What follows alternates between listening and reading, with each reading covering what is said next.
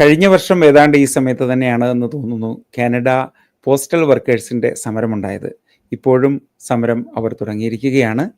കാനഡയിലെ നിരവധി പോസ്റ്റ് ഓഫീസുകൾ അടച്ചുപൂട്ടുന്നതിനെതിരെയും അതോടൊപ്പം തന്നെ നിരവധി ഗവൺമെൻറ് മെയിലിംഗ് സർവീസുകൾ കുറയ്ക്കുന്നതിന് എതിരെയുമാണ് അവർ സമരം ചെയ്തുകൊണ്ടിരിക്കുന്നത്.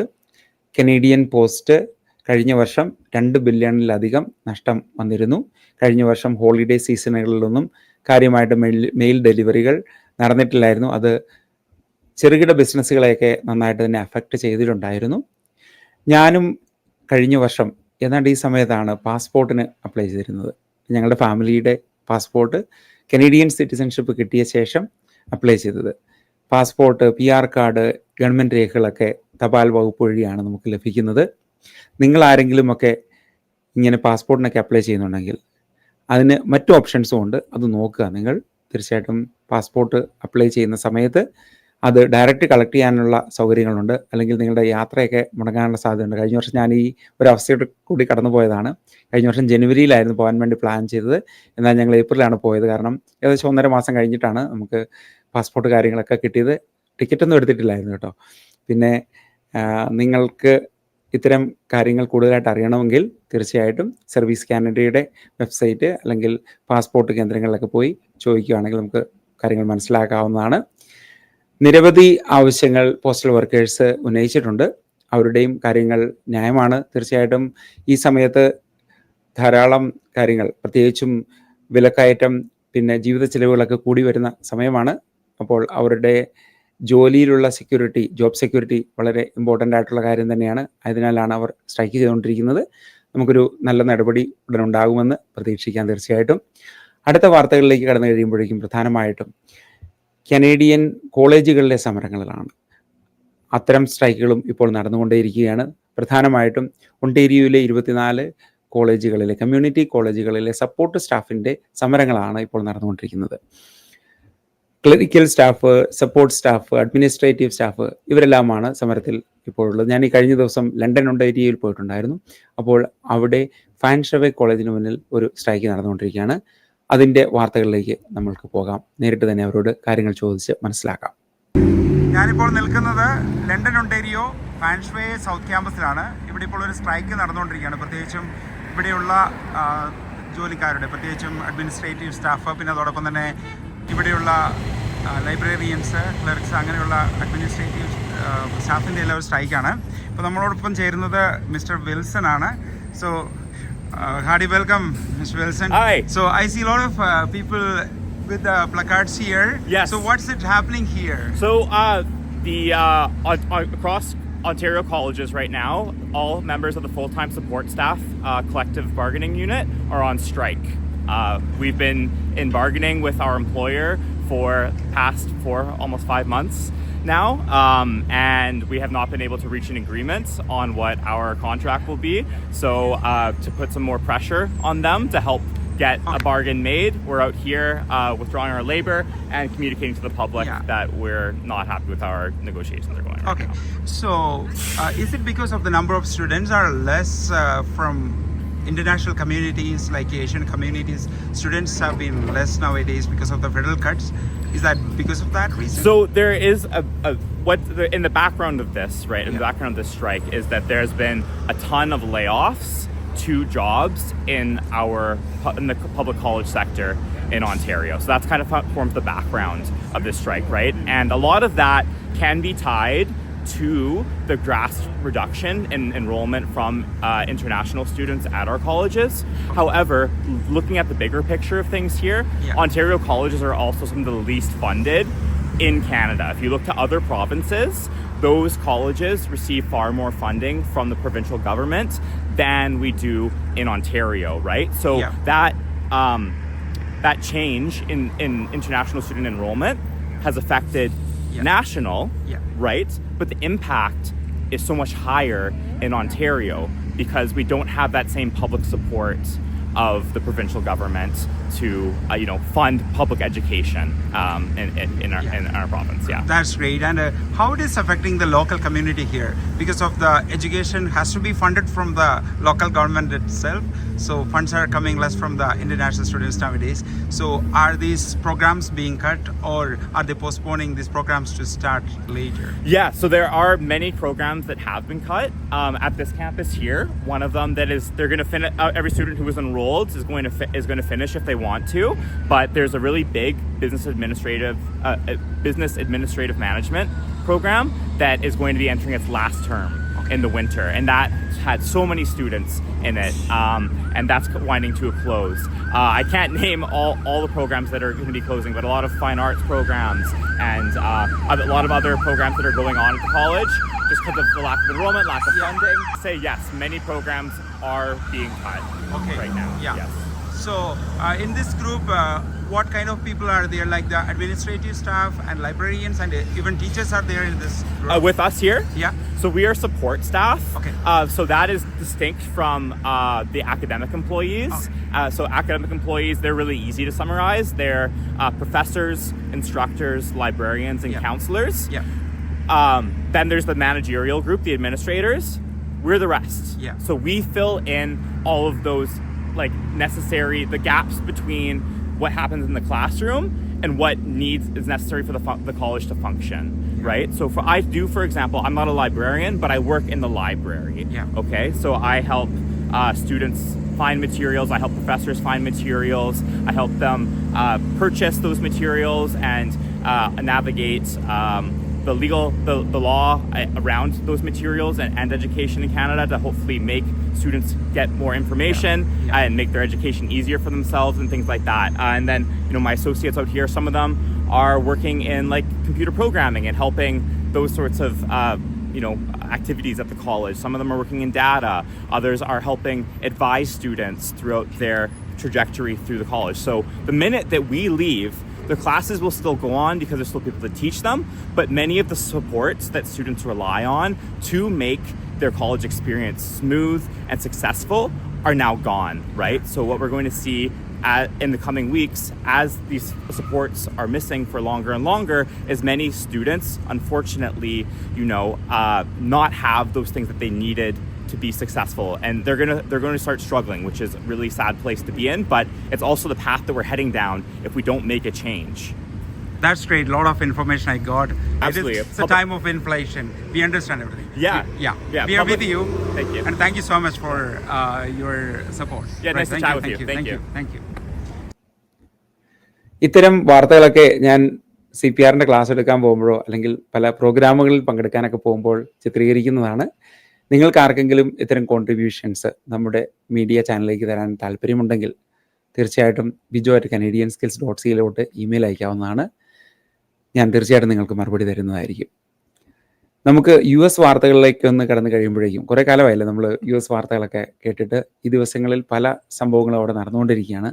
പ്രധാനമായിട്ടും ഇന്ത്യക്കാരെ കാര്യമായിട്ട് തന്നെ ബാധിക്കുന്ന ഒരു കാര്യമാണ് ഈ കഴിഞ്ഞ ദിവസം ട്രംപ് ചുമത്താനൊരുങ്ങുന്ന 100K, അതായത് 80 ലക്ഷം രൂപ മുകളിലേക്കുള്ള ആപ്ലിക്കേഷൻ ഫീ. അതെന്തിലാണ്? H1B വിസയിൽ IT-കാരൊക്കെ ഇൻട്രാ കമ്പനി ട്രാൻസ്ഫേഴ്സ് വഴി അല്ലെങ്കിൽ ഓൺ ഷോർ വർക്കിങ്ങിന് വേണ്ടി മറ്റ് രാജ്യങ്ങളിലേക്ക്, പ്രത്യേകിച്ചും US പോകുന്നത് ഈ ഒരു വിസയിലാണ്. അപ്പോൾ പുതിയതായിട്ട് അപ്ലൈ ചെയ്യുന്നവരെയാണ് ഇത് ബാധിക്കുന്നത്. അതായത് നാട്ടിൽ നിന്ന് അമേരിക്കയിലുള്ള കമ്പനികളിലേക്ക് ജോലി ചെയ്യാൻ താല്പര്യപ്പെടുന്നവരെയാണ് ഇത് ബാധിക്കുന്നത്. ഇന്ത്യയിൽ മൊത്തം നോക്കിക്കഴിയുമ്പോഴേക്കും ഏകദേശം 5.5 മില്യണിലധികം ആളുകൾ IT മേഖലയിൽ ജോലി ചെയ്യുന്നുണ്ട്. ചൈനയിൽ അത് 6 മില്യണാണ്. US-ൽ 4 മില്യണാണ്. നമുക്കറിയാം ഏറ്റവും കൂടുതൽ ബിസിനസ് IT മേഖലയിൽ നടക്കുന്നത് US-ൽ തന്നെയാണ്. ഏറ്റവും കസ്റ്റമർ സെൻട്രിക് ആയിട്ടുള്ളൊരു മാർക്കറ്റും US തന്നെയാണ്. ഏറ്റവും അധികം IT-കാർ ജോലി ചെയ്യാനും ജോലി നേടാനും ആഗ്രഹിക്കുന്ന ഒരു സ്ഥലവും US തന്നെയാണ്. അവിടേക്കുള്ള പ്രോസസ്സ് എന്ന് പറയുന്നത് അവിടെയുള്ള കമ്പനികളിലേക്ക് ട്രെയിനിങ് അവർ നേരിട്ട് കൊടുക്കുന്നു. അതിൻ്റെ ചിലവുകളൊക്കെ കമ്പനിയാണ് വഹിക്കുന്നത്.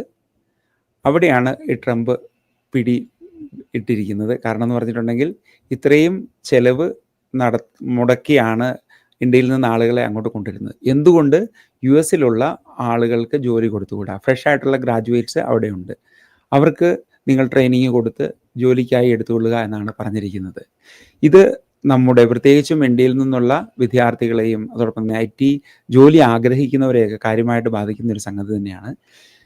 ഇനി കൂടുതലായിട്ട് സംരംഭങ്ങൾ അല്ലെങ്കിൽ IT പ്രൊഡക്റ്റുകളൊക്കെ ഇന്ത്യയിൽ നിന്നും ഉണ്ടാകും എന്ന് നമുക്ക് പ്രതീക്ഷിക്കാം.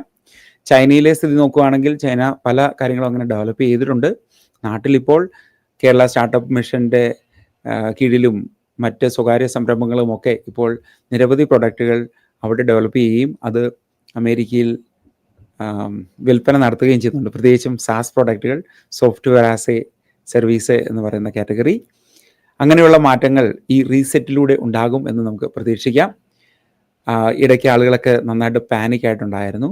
പ്രത്യേകിച്ചും അമേരിക്കയിലായിരിക്കുന്നവരുടെ വിസ റിന്യൂ ചെയ്യുന്നതിന് ഇത്രയും പണം ചിലവാക്കേണ്ടി വരുമോ എന്നുള്ള കാര്യങ്ങളൊക്കെ ഉണ്ടായിരുന്നു. അതൊക്കെ അവിടെ ക്ലാരിഫൈ ചെയ്തിട്ടുണ്ട്. കൂടുതൽ വിവരങ്ങൾ നിങ്ങൾക്ക് മേജർ ന്യൂസ് ചാനലുകളിൽ നിന്നും അതോടൊപ്പം തന്നെ ന്യൂസ് പേപ്പറുകളിൽ നിന്നും ലഭിക്കുന്നതാണ്. ഈ ഒരു റെസ്ട്രിക്ഷൻ വന്നിരിക്കുന്നത് കാനഡയ്ക്ക് ഏത് രീതിയിൽ പ്രയോജനപ്പെടും എന്ന് പല ഡിസ്കഷൻസും നടക്കുന്നുണ്ടായിരുന്നു.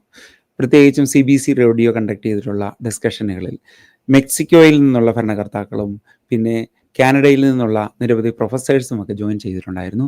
അതിൽ അവർ പറഞ്ഞ കാര്യങ്ങളെന്ന് പറയുന്നത് US-ൽ ഇങ്ങനെയൊരു പ്രശ്നം ഉണ്ടായി കഴിയുമ്പോഴേക്കും കൂടുതൽ കമ്പനികളെ കാനഡയിൽ നിന്ന് US-ൽ പോയി കാനഡയിലേക്ക് ക്ഷണിക്കണമെന്നാണ് അവർ പറയുന്നത്. കാരണം ഒരേ ടൈം സോണിലാണ് ഇത് വർക്ക് ചെയ്യുന്നത്.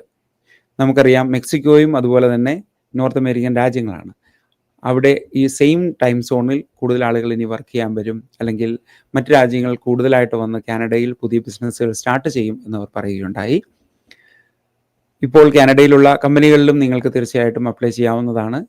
നിരവധി ആളുകൾ US-ൽ നിന്ന് കാനഡയിലേക്ക് വരുന്നുണ്ട്. പ്രത്യേകിച്ച് IT ജോലി ചെയ്യുന്നവർ ഇങ്ങോട്ട് വരുന്നുണ്ട്. പക്ഷേങ്കിൽ അതിൻ്റെ അകത്തും പല കാര്യങ്ങളും ഉണ്ട്. നമുക്കറിയാം ഇവിടെ വന്ന് PR കിട്ടിയാലേ ഉള്ളൂ ഇവിടെ നമുക്ക് കൂടുതൽ നാളെ നിൽക്കാൻ സാധിക്കുകയുള്ളൂ, അല്ലെങ്കിൽ സിറ്റിസൺഷിപ്പിലോട്ടൊക്കെ കടക്കാൻ സാധിക്കുകയുള്ളൂ. അങ്ങനെ വരുമ്പോഴേക്കും പല ഘടകങ്ങളും, പ്രത്യേകിച്ചും എക്സ്പ്രസ് എൻട്രിയിലുള്ള പോയിന്റ് സിസ്റ്റം തന്നെ നിങ്ങൾ നോക്കണം. കഴിഞ്ഞ ആഴ്ചയിലെ ലൈവ് സെഷനിൽ ഈ കാര്യം തന്നെ ഞാൻ ജയേഷ് ജേക്കബ് RCCയോട് ചോദിച്ചിട്ടുണ്ടായിരുന്നു. അദ്ദേഹവും പറഞ്ഞത് ഇവിടെ വന്നു കഴിയുമ്പോഴേക്കും പോയിന്റ്സ് മീറ്റ് ചെയ്തെങ്കിൽ മാത്രമേ നിങ്ങൾക്ക് മുന്നോട്ട് പോകാൻ സാധിക്കുകയുള്ളൂ. പ്രത്യേകിച്ചും LMIA-യിലാണ് ഇൻട്രാ കമ്പനി ട്രാൻസ്ഫേഴ്സ് വഴി ആളുകൾ എത്തുന്നത്. അതേപ്പറ്റി കൂടുതലായിട്ട് വിശദമായിട്ട് പഠിച്ചിട്ട് മാത്രമേ ഉള്ളൂ നിങ്ങൾ മൂവിങ്ങും മറ്റും പ്ലാൻ ചെയ്യാവുള്ളൂ. നമ്മൾ പണ്ടൊരു വീഡിയോ ചെയ്തിട്ടുണ്ടായിരുന്നു, അതിൻ്റെ ലിങ്ക് ഞാനിവിടെ കൊടുത്തേക്കാം. ഞാൻ ആൽബർട്ടയ്ക്ക് പോയപ്പോൾ ആ സമയത്ത് അവിടെ വെച്ച് കണ്ട 2 IT-കാരെയാണ്, നമ്മുടെ സബ്സ്ക്രൈബർ ഫാമിലിയിലെ ആളുകൾ തന്നെയാണ്. അവർ കുറേ കാര്യങ്ങൾ പറഞ്ഞിട്ടുണ്ടായിരുന്നു. അവർ US-ൽ നിന്ന് കാനഡയിലേക്ക് വന്നവരാണ്.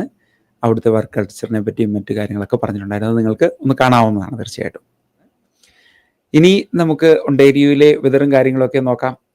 ഇപ്പോൾ ഫോളിലേക്ക് പൂർണ്ണമായിട്ടും ഒണ്ടേരിയോ കടന്നിരിക്കുകയാണ്. ഞങ്ങൾ ഈ കഴിഞ്ഞ ദിവസം ഒരു സൈക്കിൾ റൈഡിനൊക്കെ പോയിട്ടുണ്ടായിരുന്നു. നമ്മുടെ സൈക്ലിംഗ് ടൂർസ് കാനഡയുടെ നേതൃത്വത്തിൽ ഒരു ചെറിയൊരു വാട്സപ്പ് കൂട്ടായ്മയാണ്. അതുവഴി ഞങ്ങൾ പോയിട്ടുണ്ടായിരുന്നു. നല്ല ട്രെയിലുകളിൽ കൂടിയും അതോടൊപ്പം തന്നെ നല്ല കാഴ്ചകളൊക്കെ കണ്ട് ഒരു നല്ല യാത്രയായിരുന്നു അത്. 6 പേരടങ്ങുന്ന സംഘമായിരുന്നു പോയിരുന്നത്. ഇപ്പോൾ നമ്മുടെ സൈക്ലിംഗ് ഗ്രൂപ്പിൽ 12 പേരോളം ഉണ്ട്. ആരെങ്കിലും ഒക്കെ ഇനി സൈക്ലിങ്ങിന് താല്പര്യമുണ്ടെങ്കിൽ നമുക്ക് ഒക്ടോബർ 19 ഒരു റൈഡുണ്ട്. അതിൽ നിങ്ങൾക്ക് പങ്കുചേരാവുന്നതാണ്. തീർച്ചയായിട്ടും ഏത് സൈക്കിളാണെങ്കിലും കുഴപ്പമില്ല. 10 കിലോമീറ്റർ, 15 കിലോമീറ്റർ, അല്ലെങ്കിൽ നിങ്ങൾക്ക് പറ്റുന്ന അത്രയും ചവിട്ടിയാൽ മതി. കഴിഞ്ഞിട്ട് നമുക്കൊരു മീറ്റപ്പും കാര്യങ്ങളൊക്കെ കഴിഞ്ഞ് പോകാം. ഹെൽത്തി ലൈഫ് സ്റ്റൈല് ഇമിഗ്രൻസിൻ്റെ ഇടയ്ക്കിൽ നമുക്ക് പ്രൊമോട്ട് ചെയ്യുന്നതിന് വേണ്ടിയാണ് ഇത്തരം കാര്യങ്ങൾ ചെയ്തുകൊണ്ടേയിരിക്കുന്നത്. എല്ലാവർക്കും സ്വാഗതം. ഈ ദിവസങ്ങളൊരു പ്രത്യേക വാർത്ത പല ന്യൂസ് ചാനലുകളിലും, അതായത് പത്രങ്ങളിൽ ഞാൻ വായിക്കാനുണ്ട്. അതായത് ഈ സമയത്താണ് പംകിൻ പിക്കിങ്, ആപ്പിൾ പിക്കിങ് ഒക്കെ നടക്കുന്നത്. അതായത് ഫാമുകളിൽ പോയി ആളുകൾ അവിടെ നിന്ന് സാധനങ്ങൾ പറിച്ച് കഴിക്കാം. അതോടൊപ്പം തന്നെ നമുക്ക് തരുന്ന ഒരു $15 അല്ലെങ്കിൽ $25 ബാഗ് നിറച്ച് നമുക്ക് ഈ സാധനങ്ങളൊക്കെ വീട്ടിലോട്ട് കൊണ്ടുപോകാം. മത്തങ്ങയാണ് നമുക്ക് വീട്ടിൽ കൊണ്ടുപോകാം, അവിടെ വെച്ച് കഴിക്കാൻ പറ്റില്ലല്ലോ. സംഭവം എന്ന് പറഞ്ഞിട്ടുണ്ടെങ്കിൽ ഈ പിക്കിങ്ങിന് പോകുന്നവർ, അതേത് കമ്മ്യൂണിറ്റി ആണെന്നോ എന്തോ ഒന്നും അവർ പറഞ്ഞിട്ടില്ല, അവരുടെ വാഗൺ അല്ലെങ്കിൽ ബേബി സ്ട്രോളറുകളിലൊക്കെ നിറച്ച് സാധനങ്ങൾ അവിടുന്ന് കൊണ്ടുപോകുന്നുവെന്ന് പറഞ്ഞിട്ടുണ്ട്. അതായത് സ്റ്റീലിംഗ്, മോഷണം നടക്കുന്നു. അതിനെതിരെ പല നടപടികളും ഇപ്പോൾ അവർ സ്വീകരിച്ചു വരികയാണ്. പലരുടെയും കാറിൽ നിന്നൊക്കെ ആപ്പിളൊക്കെ എക്സ്ട്രാ പറിച്ചൊക്കെ മറ്റു ബാഗുകളിലാക്കി കൊണ്ടുപോകുന്നതൊക്കെ പിടിച്ചിട്ടുണ്ടായിരുന്നു. അങ്ങനെ ഏകദേശം ഓരോ ഫാമിനൊക്കെ $2000 ഒക്കെ നഷ്ടമാണ് വന്നിരിക്കുന്നത്. ഇത് ഫാർമേഴ്സ് ഓർഗനൈസ് ചെയ്യുന്നു പറഞ്ഞിട്ടുണ്ടെങ്കിൽ, അതായത് ഡൗൺ ടൗണിലൊക്കെ ആകുമ്പോൾ എല്ലാവരും ഇങ്ങനെ കോണ്ടോമിനിയത്തിലോ അല്ലെങ്കിൽ ഫ്ലാറ്റുകളിലൊക്കെയാണല്ലോ താമസിക്കുന്നത്. അവർക്ക് പുറത്ത് ഇറങ്ങി ഒന്ന് ആസ്വദിക്കാനും പിന്നെ ലോക്കൽ പ്രൊഡ്യൂസുകളൊക്കെ ഫാർമേഴ്സിൽ നിന്ന് നേരിട്ട് സ്വീകരിക്കാനും ഒക്കെ ഉള്ളൊരു അവസരമാണ്. അതിനെ പല രീതിയിൽ ഇങ്ങനെ മോശമായിട്ട് കൈകാര്യം ചെയ്യുന്നുണ്ട്. അപ്പോൾ നമുക്ക് ആപ്പിൾ പിക്കിങ്ങിൻ്റെയും പംകിൻ പിക്കിങ്ങിൻ്റെ ഒക്കെ സമയമാണിത്. ഇങ്ങനെയുള്ള കാര്യങ്ങളൊക്കെ കണ്ടാൽ റിപ്പോർട്ട് ചെയ്യുക. തീർച്ചയായിട്ടും നമുക്ക് നല്ല റൂൾസൊക്കെ ഫോളോ ചെയ്ത് ഇവിടുത്തെ ട്രഡീഷൻസൊക്കെ എൻജോയ് ചെയ്ത് പോകാം. ഞാൻ ഒരിക്കൽ നയഗ്രയ്ക്ക് ടൂർ പോയപ്പോൾ, അതായത് ഒരു സോളോ ടൂർ പോയപ്പോൾ അവിടെ കണ്ട കുറേ കാഴ്ചകളെന്ന് പറഞ്ഞിട്ടുണ്ടെങ്കിൽ, അവിടെയൊക്കെ വീടിൻ്റെ മുന്നിൽ ചെറിയ ഫാർമേഴ്സൊക്കെ അവരവരുടെ ഈ മുട്ട പിന്നെ ആപ്പിള് അവിടെ ഉണ്ടാക്കുന്ന സാധനങ്ങളൊക്കെ അവർ വീടിന് മുന്നിൽ വെച്ചേക്കുന്നുണ്ട്. ചെറിയ പാത്രവും വെച്ചിട്ടുണ്ട്. ആ പാത്രത്തിൽ നമുക്ക് പൈസ ഇടുക, സാധനങ്ങൾ എടുത്തുകൊണ്ട് പോകാം. അത്രയ്ക്ക് സുതാര്യമായ കാര്യങ്ങൾ നടക്കുന്ന ഒരു രാജ്യമാണ്. ഇപ്പോൾ പല മോശമായ കാര്യങ്ങളും ഇവിടെ നടക്കുന്നു. ഇപ്പോഴത്തെ വെതർ ഇപ്പോൾ ഒരു രാവിലെയൊക്കെ 9 ഡിഗ്രി, പിന്നെ അത് 28, 29 വരുന്നുണ്ട്. നല്ല വെതറാണ് ഇപ്പോൾ. എല്ലാവരും പുറത്തിറങ്ങി എൻജോയ് ചെയ്യുക. കാരണം വിൻ്ററിന് ഉടനെ വരികയാണ്. നമ്മുടെ ട്രെയിനിങ് സെഷൻസുകളൊക്കെ വളരെ കാര്യമായിട്ട് തന്നെ ഇപ്പോൾ നടക്കുന്നുണ്ട്. കഴിഞ്ഞ ദിവസം ലണ്ടൻ പബ്ലിക് ലൈബ്രറിയിൽ നമ്മുടെ ഒരു ട്രെയിനിങ് സെഷൻ ഉണ്ടായിരുന്നു. CPRൻ്റെ ട്രെയിനിങ് ഉണ്ടായിരുന്നു. അതോടൊപ്പം തന്നെ അവിടെ ഇൻഫർമേഷൻ സെഷനും ഉണ്ടായിരുന്നു. പുതിയതായിട്ട് വരുന്നവർക്ക് വേണ്ടിയുള്ള ഇൻഫർമേഷൻസ് ഒക്കെ അവിടെ കൊടുത്തിട്ടുണ്ടായിരുന്നു. നമ്മുടെ സ്കാർബ്രോയിലും നോർത്ത് യോർക്കിലുമൊക്കെ ട്രെയിനിങ്ങുകൾ നടക്കുന്നുണ്ട്. ഒക്ടോബർ മാസം ഇനി അടുത്ത ട്രെയിനിങ് ഉണ്ട്. അതിൻ്റെ ഡീറ്റെയിൽസ് ഞാൻ കമ്മ്യൂണിറ്റി പോസ്റ്റിൽ തീർച്ചയായിട്ടും ഇടുന്നതായിരിക്കും. പുതിയതായിട്ട് PR വന്നിട്ടുള്ളവരൊക്കെ കനഡിയൻ സ്കിൽസ് ഡെവലപ്മെൻറ്റ് സെൻറ്ററിൽ വരികയാണെങ്കിൽ നിങ്ങൾക്ക് കൂടുതൽ ഇൻഫർമേഷൻ തരുന്നതായിരിക്കും ഇതേപ്പറ്റിയൊക്കെയുള്ളത്. 2 വർഷം മുമ്പ് ഉക്രൈൻ വാർ നന്നായിട്ട് കൊടുമ്പിരി കൊണ്ടുവന്ന ആ സമയത്ത് എത്തിയ നിരവധി ആളുകളുണ്ട്. അവർ റെഫ്യൂജി സ്റ്റാറ്റസിലാണ് ഇങ്ങോട്ട് വന്നിരുന്നത്. അവർ ഇവിടെ വന്ന ശേഷം അവർക്ക് വർക്ക് പെർമിറ്റ് കൊടുക്കുകയുണ്ടായി. ഇപ്പോൾ ഏതാണ്ട് അവരുടെ വർക്ക് പെർമിറ്റ് തീരാറായിരിക്കുന്നു. അവർക്ക് ഇനിയിപ്പോൾ എന്താണ് ഓപ്ഷന് എന്നുള്ളൊരു കൺഫ്യൂഷനിലാണ് അവരിപ്പോൾ നിൽക്കുന്നത്. ഏകദേശം 2 ലക്ഷത്തിന് മുകളിൽ ആളുകളുണ്ടത്. അവരുടെ കുട്ടികളെ ഡൊമസ്റ്റിക് സ്റ്റുഡൻറ്റ് എന്ന രീതിയിൽ പഠിപ്പിക്കാൻ സാധിക്കുന്നില്ല. അതോടൊപ്പം തന്നെ PR-നുള്ള ആപ്ലിക്കേഷൻ പ്രൊസീഡ് ചെയ്യാൻ സാധിക്കുന്നില്ല. ഇത്തരം കൺസേണുകളൊക്കെ അവർ പല വാർത്താ ചാനലുകളോടും പറയുന്നുണ്ടായിരുന്നു. അതിൻ്റെ വാർത്തകളൊക്കെ ഈ കഴിഞ്ഞ ദിവസങ്ങളിൽ കേൾക്കാൻ എനിക്ക് സാധിക്കുകയുണ്ടായി. നമുക്കറിയാം, ഇപ്പോൾ ഇൻ്റർനാഷണൽ സ്റ്റുഡൻസ് ആയിട്ട് ഇവിടെ വന്നിട്ടുള്ളവർ അവരുടെ പോസ്റ്റ് ഗ്രാജുവേറ്റ് വർക്ക് പെർമിറ്റ് കഴിഞ്ഞ ശേഷം നാട്ടിലേക്ക് മടങ്ങുന്നുണ്ട്. അതോടൊപ്പം തന്നെ ചിലർക്കൊക്കെ PR ഒക്കെ കിട്ടുന്നുണ്ടായിരുന്നു എന്ന് പറഞ്ഞിട്ടുണ്ടെങ്കിൽ ഇൻവിറ്റേഷൻ ടു അപ്ലൈ കിട്ടുന്നുണ്ടായിരുന്നു. അത് ട്രേഡ് കാറ്റഗറിയിൽ, കുക്ക് കാറ്റഗറിയിൽ വന്നിട്ടുണ്ടായിരുന്നു. അതോടൊപ്പം തന്നെ എഡ്യൂക്കേഷൻ കാറ്റഗറിയിലൊക്കെ വരുന്നുണ്ടായിരുന്നു. അതൊക്കെ നമ്മുടെ ലൈവ് സെഷനിലാണ് ഇത്തരം കാര്യങ്ങളൊക്കെ ഡിസ്കസ് ചെയ്യുന്നത്. അപ്പോൾ അത് കേൾക്കുകയാണെങ്കിൽ നിങ്ങൾക്ക് കൂടുതൽ ഐഡിയ കിട്ടും എന്താണ് അവിടെ സംഭവിച്ചുകൊണ്ടിരിക്കുന്നത് എന്നുള്ളത്. പിന്നെ നമുക്കൊരു ന്യൂസ് ലെറ്റർ സർവീസും ഉണ്ട്. അത് തിങ്കളാഴ്ച രാവിലെ തന്നെ ആളുകളുടെ ഇമെയിലുകളിൽ എത്തുന്നതാണ്. നിങ്ങൾക്ക് അതിൽ ജോയിൻ ചെയ്യണമെങ്കിൽ അതിൻ്റെ ലിങ്ക് താഴെ കൊടുത്തിട്ടുണ്ട്. അതൊന്ന് ക്ലിക്ക് ചെയ്ത ശേഷം അവിടെ ഇമെയിൽ ID കൊടുത്താൽ മതി. 7000 പേരത് സബ്സ്ക്രൈബ് ചെയ്തിട്ടുണ്ട്. പലരും മറുപടി അയക്കാറുണ്ട്. നമ്മുടെ ഈ ക്യാപ്ഷൻസ് ആയിട്ട് വരുന്ന കാര്യങ്ങളൊക്കെ അത് ഒരു ന്യൂസ് ലെറ്ററായി പല ഹെഡിങ്ങുകളിൽ പല ലിങ്കുകളോടുകൂടി തന്നെ അത് നിങ്ങളിലേക്ക് എത്തിക്കുന്നുണ്ട്. എല്ലാവർക്കും അതിൽ പങ്കുചേരാവുന്നതാണ്. തീർച്ചയായിട്ടും എല്ലാവർക്കും സ്വാഗതം. സബ്സ്ക്രൈബ് ചെയ്യാൻ വേണ്ടി അതോടൊപ്പം തന്നെ ചാനൽ സബ്സ്ക്രൈബ് ചെയ്യുക, ലൈക്ക് ചെയ്യുക, ഷെയർ ചെയ്യുക. ഈ ദിവസങ്ങളിലൊന്നും അധികം ലൈക്കും ഷെയറും ഒന്നും കാണുന്നില്ല. ഓക്കെ, അപ്പോൾ എല്ലാവരും സബ്സ്ക്രൈബ് ചെയ്യാത്തവരൊക്കെ ഒന്ന് സബ്സ്ക്രൈബ് ചെയ്തേക്കുക. നമുക്ക് ഇനി അടുത്ത ആഴ്ച ലൈവ് സെഷൻ ഉണ്ട്. നമ്മുടെ സാധാരണയുള്ള ലൈവ് സെഷൻ. നിങ്ങളുടെ കമൻറ്റുകളൊക്കെ താഴെ തന്നെ കൊടുത്തേക്കുക. അതൊക്കെ വായിച്ച് അതിനുള്ള മറുപടി തീർച്ചയായിട്ടും തരുന്നതാണ്. നമ്മുടെ വയലിൻ ക്ലാസ്സുകൾ, പിയാനോ ക്ലാസ്സുകളൊക്കെ നടന്നുകൊണ്ടേയിരിക്കുന്നു. ഈ മാസം അവസാനം വരെ നമ്മുടെ അഡ്മിഷൻ കാര്യങ്ങളുണ്ട്. അതിന് ശേഷം ക്ലോസ് ചെയ്യുകയാണ്. നല്ല റെസ്പോൺസ് ആയിരുന്നു ഇപ്രാവശ്യം ഉണ്ടായിരുന്നത്. നിരവധി ആളുകൾ ജോയിൻ ചെയ്തിട്ടുണ്ട്. പല ഏജ് കാറ്റഗറിയിലുള്ളവർ ജോയിൻ ചെയ്തിട്ടുണ്ട്. എല്ലാം ഭംഗിയായിട്ട് തന്നെ പോകുന്നു. നമുക്കിനി അടുത്ത ആഴ്ച കാണാം. Thanks for watching. Bye. Ready to unlock your potential? At Step, your future